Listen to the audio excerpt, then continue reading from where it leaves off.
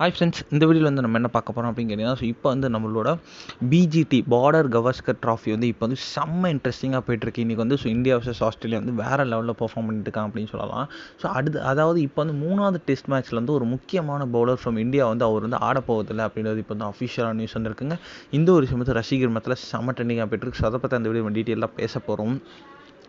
So எப்போயுமே வந்து test மேட்ச்னால வந்து ரசிகர்கள் அந்தளவுக்கு ஆர்வம் காட்ட மாட்டாங்க. ஆனால் வந்து இந்தியாவும் ஆஸ்திரேலியாவும் பிஜிடியில் மோதும் வந்து எப்போயுமே வந்து ரசிகர்களுக்கு செம்ம ஒரு ஆர்வமாக இருக்கும் அப்படின்னு சொல்லலாம். ஏன்னா வந்து இதில் தான் வந்து full and full aggression, emotion எல்லாமே வரும் அப்படின்னு சொல்லலாம். ஸோ இன்றைக்கி கூட வந்து லேட்டஸ்ட்டாக வந்து டிராவிஸ் அவுட் எடுத்துகிட்டு முகமது சிராஜோட எமோஷன் ரொம்ப ரொம்ப சூப்பராக இருந்துச்சுன்னு சொல்லலாம். ஏன்னா வந்து அந்தளவுக்கு வந்து அவ்வளோ பெரிய எமோஷன்ஸ்லாம் காமிச்சிட்டு இருந்தாங்க.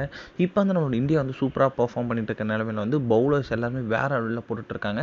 ஆனால் வந்து இப்போ வந்து கிடைத்திருக்க அப்டேட் பிரகாரம் வந்து அடுத்த மேட்ச் வந்து நம்மளோட ஹர்ஷித் ராணா வந்து இருக்க மாட்டாங்க அப்படின்றது இப்போ வந்து அஃபிஷியலாக நியூஸ் வந்துருக்குங்க. அதாவது அவருக்கு பதிலாக வந்து முகமது ஷமி வந்து டீமில் வந்து இடம்பெற போகிறார் அப்படின்ற மாதிரி ஒரு நியூஸ் போயிட்டுருக்கு.